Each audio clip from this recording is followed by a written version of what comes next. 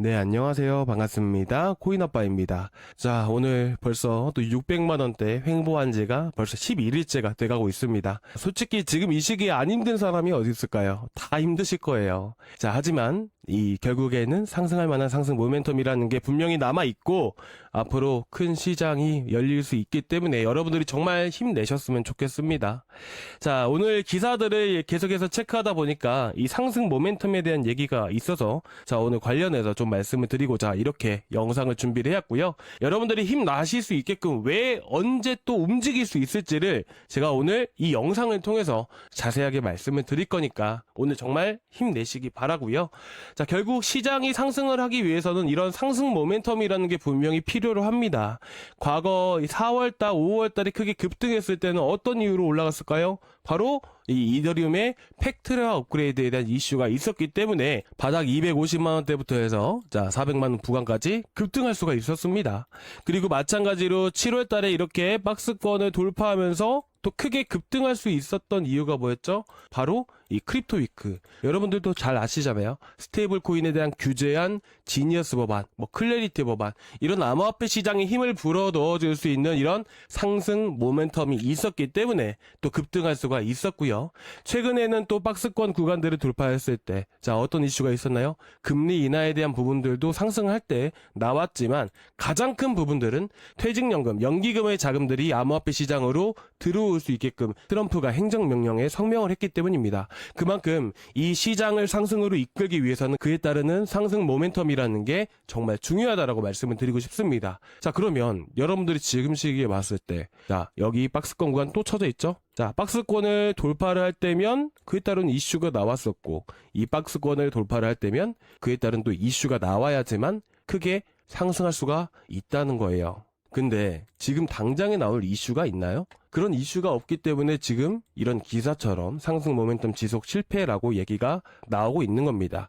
자, 그러면 이런 이슈가 여러분들이 보셨을 때, 지금 일정들을 보셨을 때 어떤가요? 이슈가 있나요? 자, 이번 주 CPI, PPI가 이슈가 될 수 있을까요? 이미 금리 인하는 거의 100%라고 확정된 분위기입니다. 근데도 시장이 안 움직이죠. 그러면 이 금리 인하 일정과 관련해서 이런 지표들이 시장에 긍정적인 영향을 줄 수 있을까요? 아니면 부정적인 영향을 줄 수가 있을까요? 긍정적인 것도 아니고 부정적인 것도 아닙니다. 다만 물가와 이 생산자 물가지수와 그리고 소비자 물가지수에 대한 부분들은 시장에 충격을 줄 수가 있습니다. 관련 영상은요. 자, 이전 영상, 자, 어제 영상 있거든요. 아직 못 보신 분들이라면 정말 중요한 내용이에요. 우리가 어떤 의미에서 금리 인하를 해야 되는지에 대해서 정말 자세하게 말씀을 드렸습니다. 어제 영상 한 번만 좀 봐주셨으면 좋겠습니다. 그래서 제가 오늘은 소비자 물가지수에 대해서 말씀을 드리려다가 여러분들이 또 많이 힘드시고, 그리고 보니까 지금 저랑 계속해서 상담을 하시는 분들이 많이 계시는데 지금 많이 힘들어 하세요. 그래가지고 여러분들께 조금이나마 힘이 돼드리고자 앞으로 올라갈 만한 상승 모멘텀을 정리를 해서 현재 여러분들께 이렇게 좀 다시 말씀을 드리고자 합니다.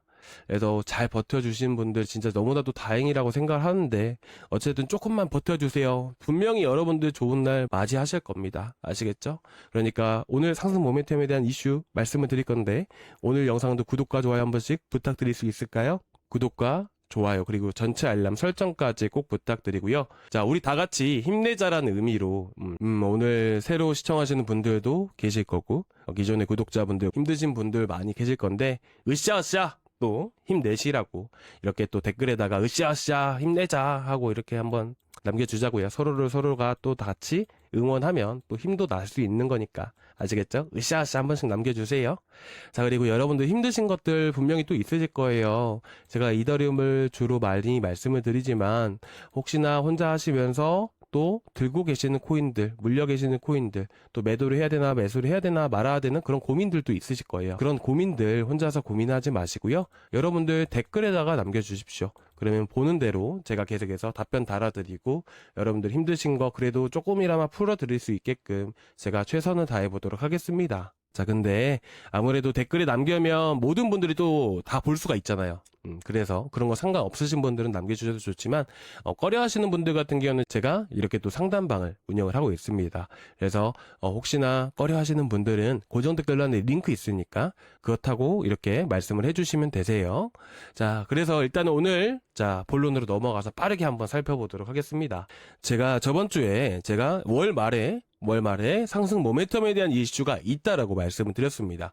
자, 보시게 되시면 현재 10월 달에 어떤 이슈가 있죠? 자, 알트코인 ETF가 무더기로 상장될 가능성이 높은 이 시기입니다. 10월 달에 모두 데드라인이 있기 때문에 관련해서 알트코인에 대한 ETF에 대한 이슈들이 불어오게 된다면 전반적으로 알트코인 ETF와 관련된 코인들이 또 크게 올라갈 가능성이 높은 상황들이에요. 자, 그런데 만약에 이 ETF에 도움될 만한 이슈가 있게 된다면 어떻게 될까요? 자, 그것 또한 이슈가 될 수가 있겠죠. 자, 그게 뭐냐면 여러분들도 보셔서 아시겠지만 ETF 승인 심사 전면 폐지와 관련된 이슈입니다. 자, 이게 아직까지 통과된 것은 아니고요. 언제 통과가 되냐면 바로 9월 말에 통과될 예정이라고 합니다. 이와 관련해서 간단하게 말씀을 드리면요. 자, 보시면 ETF 승인 심사 내용들도 있겠지만 일단은 알트코인들이 ETF에 상장되기 위한 하나의 조건이라는 게 있을 거 아니에요. 그리고 이제까지 여러분들 뭐 상장 초기긴 했지만 비트코인이나 이더리움 같은 경우도 암호화폐 시장의 초기 단계라서 오래 걸린 거긴 하지만 어쨌든 결과론적으로 봤을 때 1, 2년 정도 상장되기까지 시간이 되게 오래 걸렸잖아요. 그렇다 보니까 이 심사 기간에 대한 부분들도 어느 정도 풀어주자라는 의미에서 승인 심사 전면 폐지에 대한 부분들을 현재 논의를 걸치고 있는 상황입니다. 그러면 이런 심사 기간도 단축이 되게 되고 조건도 완화가 되게 된다면 어떻게 될까요? 현재 알트코인 ETF에 신청을 해놓은 그 코인들에게도 충분히 호재가 될 수 있는 부분들이고요. 그리고 이제 이더리움의 핵심이죠. 비트코인과 이더리움 간에 어느 정도 차별성을 보일 수 있는 이더리움의 장점이 뭐가 있을까요? 이더리움의 장점, 바로 스테이킹이 된다라는 겁니다. 자, 이더리움만 할 수 있는 부분들이에요. 물론 솔라나도 할 수 있지만 비트코인과 비교해서 이더리움만 할 수 있는 부분들이어서 이더리움 스테이킹 ETF에 관련된 호재들도 분명히 있다는 것이죠. 그렇기 때문에 이런 알트코인, 특히나 대장 코인인 이더리움의 상승세는 결국 알트 불장을 이어서 만들 수밖에 없는 부분들이고, 이더리움의 상승함에 따라서 이더리움 생태계에 있는 코인들도 전반적으로 급등하게 된다라는 것을 여러분들께 말씀을 드리고 싶습니다. 자, 그런 데다가 이 9월 말에 이슈가 있는 데다가 더불어서 또 9월 29일 날 하나의 이슈가 더 있습니다. 자, 그게 뭐냐면 얼마 전에 나왔던 이슈인데요. SEC와 CFTC 간의 미국 금융시장 24시간 운영 및 혁신 상품 도입 추진을 한다라는 얘기입니다. 자세히 보시게 되시면요. 운영 구축 검토를 9월 29일에 한다고 하는데, 자, 어려운 말이 있다 보니까 여러분들이 말 그대로 조금 어려워하시고 이게 이슈인가 라고 헷갈리시는 분들도 계실 것 같아서 제가 간단하게만 풀어서 여러분들께 말씀을 드리도록 하겠습니다.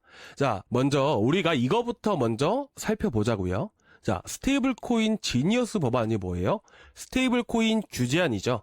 규제를 명확하게 함으로써 기관들의 자금을 유입을 시키게 되고 시장 전반적으로 성장을 할 수 있게끔 규제가 만들어진다라는 내용이에요.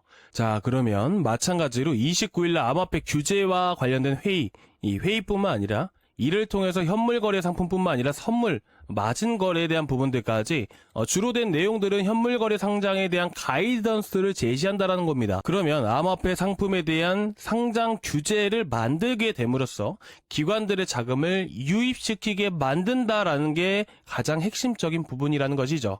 예를 들어서 나스닥이라는 시장이라는 게 있잖아요. 이 나스닥 안에 어떤 기업이든 마구잡이로 다 상장을 시키게 된다면 어떻게 될까요? 당연히 그 신뢰 자체가 무너질 수밖에 없지 않을까요? 근데 이 나스닥 상장 조건이라는 것을 나스닥 측에서 만들게 되고, 그리고 이 조건 중에 하나가 매년 성장률이 100% 이상이어야 된다. 자, 그런 회사들만 상장시킬 수 있다 라고 하게 된다면 어떻게 될까요? 그에 따른 신뢰도 자체가 높아질 수밖에 없겠죠. 똑같다라고 여러분들이 보시면 될 것 같습니다. 현물 거래 상품들을 마구잡이로 상장을 하는 게 아니라 이 상장에 대한 이런 규제를 만들게 됨으로써 시장에 자금들이 이렇게 신뢰를 갖고 들어올 수 있게끔, 큰 자금들이 유입이 될 수 있게끔 만든다라는 거예요. 근데 여러분들이 잘 보시게 되시면, 자, 이거는 미국의 기관이잖아요. 그렇죠? 그러면 어떤 거래소에 해당이 될 수가 있을까요? 미국에서 운영 중인 거래소를 기반으로 한다는 겁니다. 그러면 대표적으로 코인베이스가 있고요. 그리고 크라켄도 있고요.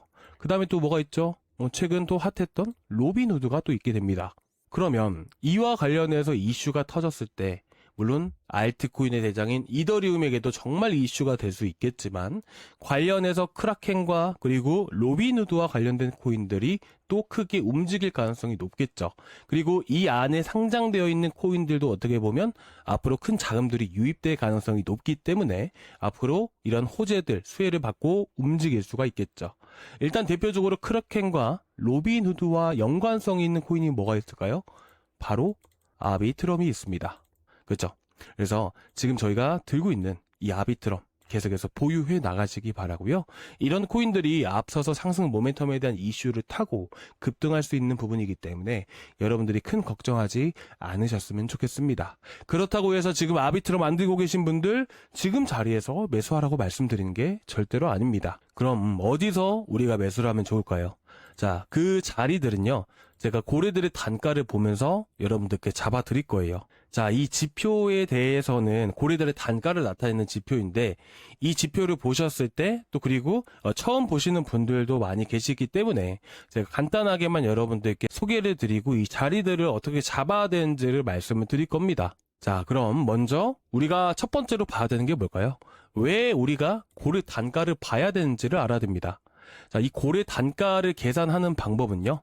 자, 여기서 보시면 수평선 보이시죠? 자, 꿈틀거리는 빨간 선이 보이실 겁니다.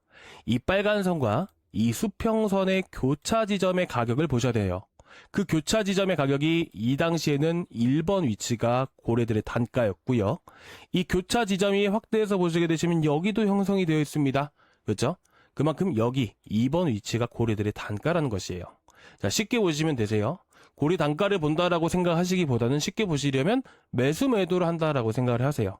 그러면 여기 1번 구간, 맞닿는 구간 여기를 기준으로 해서 매수한다 보시면 되고요. 여기 이탈 안 하고 지지를 해주니까 여기까지 들고 가서 투자 전략을 세워가시면 된다라는 거예요.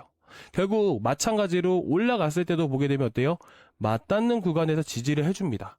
그래서 여러분들께 8월달 초에도 여러분들께 아비트럼을 이 자리에서 매수 의견을 드렸던 부분이고 결국 여기서 알 수 있는 부분은요.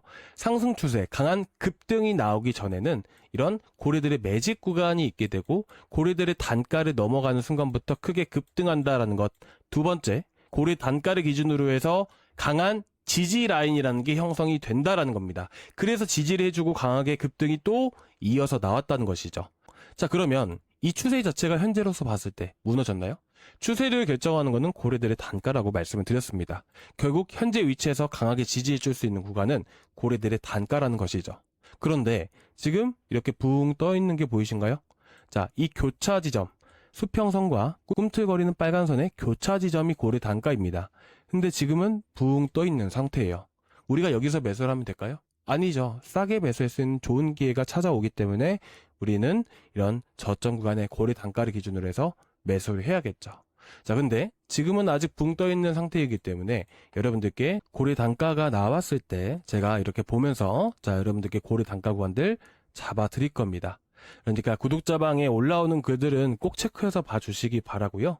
그리고 지금 이 지표에 대해서 많이 궁금하신 분들이 계세요. 이 센티멘트라는 사이트에 들어가 보시면 유료로 결제해서 쓰시면 됩니다. 근데 중요한 것들은 뭐 여러분들 보시면 아시겠지만 이 지표들이 정말 좀 100가지 정도가 넘어갑니다. 그래서 이런 지표들이 어떤 역할을 하고 어떤 것들을 봐야 되는지 이런 것들을 미리서 공부하고 보시는 게 좋아요.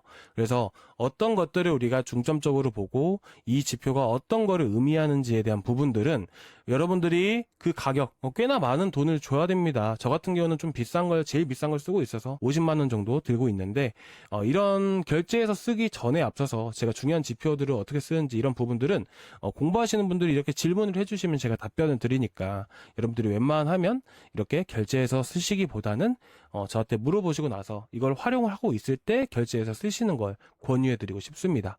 그래서 관련해서 여러분들이 언제든지 궁금하신 거 있으시면 언제든지 말씀을 해주시고, 그런 자리들은 제가 구독자방에서 잡아드릴 겁니다. 잡아드릴 수는 있어요, 지금 자리에서. 근데 언제든지 시장은 변하기 때문에 그 자리가 닿을 수도 있고 안 닿을 수도 있는 부분들이에요. 그래서 좀 더 신중하게 잡아드리고자 구독자방에서 올려드리는 부분이고요. 그래서 이 고정 댓글란에 링크 보이실 겁니다. 그쵸? 이 링크를 통해서 여러분들이 들어오시면 되시는데, 이 링크를 클릭을 하시면 이 페이지가 나오게 됩니다. 여기서 여러분들이 실시간 소통방 입장 이거를 누르시면 지금 보시는 것 같이 구독자방에 들어오실 수가 있고요. 들어오시면 여러분들 구독자 대상 필독 공지라고 되어 있잖아요. 안녕하세요 구독자님 반갑습니다 하고 있습니다. 여기 주의사항이니까 여기 꼭 한 번씩 읽어봐 주시기 바라고, 그리고 보유 종목 진단을 눌러주시면 제가 따로 아까 보여드렸다시피 이렇게 초대 링크방을 또 드릴 거예요.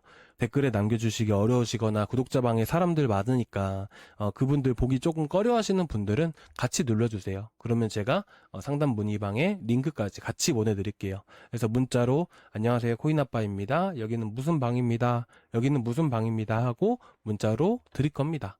그리고 마지막으로 여러분들 문자로 링크 받으실 연락처 남겨주신 다음에 제출 버튼까지 눌러주시면 되시고요. 아시겠죠? 자, 너무 걱정하지 마십시오. 시장은 여전히 계속해서 지지를 보여주고 있지만 한 번에 매수 기회가 분명히 찾아올 수 있다. 그 시기가 바로 내일 모레다. 아시겠죠? 그리고 내려오게 되면 내려오는 대로 해서 이더리움에 대한 평균 매입가 구간들을 기준으로 해서 고래 단가를 기준으로 해서 또 잡아드릴 거예요. 그리고 제가 한 가지 더 부탁드릴 사항이 있다면, 지금 이제 구독자분들 그리고 제가 추천드렸던 매수가 구간, 제가 300만원 200만원 때부터 계속 추천을 드렸던 게 바로 이더리움이었어요. 그래서 지금 참여하신 분들 같은 경우에는 구독자방에다가 이렇게 남겨주셨는데, 아직까지 남겨주시지 않으신 분들은 제가 관리 차원에서 말씀을 드리는 거니까 매수가 정도는 한 번씩 남겨주시기 바랍니다. 혼자서 잘 하시는 분들은 안 남겨주셔도 돼요. 근데 어려워하시는 분들이 조금 많이 계시는 것 같아가지고 비중 조절 차원, 그리고 어떻게 대응을 해야 될지 리스크 차원에서 제가 말씀을 드리고자 이렇게 남겨주시라고 말씀을 드리는 거예요. 아시겠죠? 자, 일단은 오늘 이렇게 해서 오늘 여기까지 준비를 했는데 조금이나마 도움 되셨을까요? 조금이나마 도움 되셨다면 구독과 좋아요 한 번씩 부탁드리도록 하겠습니다. 감사합니다.